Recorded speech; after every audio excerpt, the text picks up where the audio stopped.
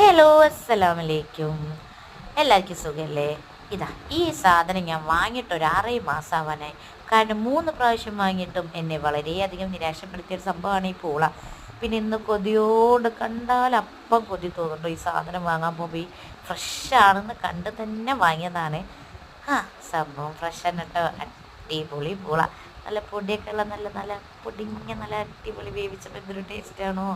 പിന്നെ കടുക് വറുക്കാനൊന്നും നിന്നില്ല.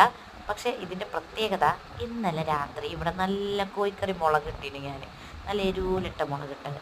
അപ്പം അത് കണ്ടപ്പോഴേ ഓർമ്മ. പിന്നെ ഈ പൂളയും കൂടി കണ്ടപ്പോൾ വിചാരിച്ച് ഇതൊന്ന് തട്ടി നോക്കാം. അടിപൊളി സാധനമല്ലേ. കുറേ കാലം എനിക്ക് എവിടെ പോയില്ല ഇങ്ങനെ ഈ പൂള കണ്ടാൽ അതൊരു കൊതി തന്നെ കേട്ടോ. എന്താ അറിയില്ല, പൂളനോട് പ്രത്യേക കൊതിയാണ്. മത്തിയിട്ട് പൂളക്കറി വെക്കും, പക്ഷെ അതിനെക്കാട്ടി എന്താ പറയുക ബീഫും ചിക്കനൊക്കെ. പക്ഷെ ഇതുവരെ ഞാൻ ചിക്കൻ ഇട്ടുള്ള പൂള കഴിച്ചിട്ടില്ല, ബീഫ് ഇട്ടുള്ള പൂള കഴിച്ചിരിക്കണം. അപ്പം ഇന്നത്തെ എന്തായാലും വേഗം ഒന്ന് കൊത്തി നുറുക്കി ഒരു 3 വിസിലിനിട്ട് പിന്നെ കടുക് വറക്കേ ഒന്നുമില്ല കേട്ടോ. അങ്ങനെ തന്നെ ഒന്ന് വെള്ളം ഊറ്റി പൂള അവിടെ സെറ്റാക്കി. പിന്നെ ഞാൻ നേരത്തെ പറഞ്ഞ പോലെ അടിപൊളി പൂളായതുകൊണ്ട് അത് ഉപ്പിട്ട് വേവിച്ചതാണ്. ഇങ്ങനെ പൊടിഞ്ഞ് വരെയും. പിന്നെ അങ്ങോട്ടൊരു പ്ലേറ്റ് എടുത്ത്, പിന്നെ ചൂടൊന്നും നോക്കിയില്ല കേട്ടോ.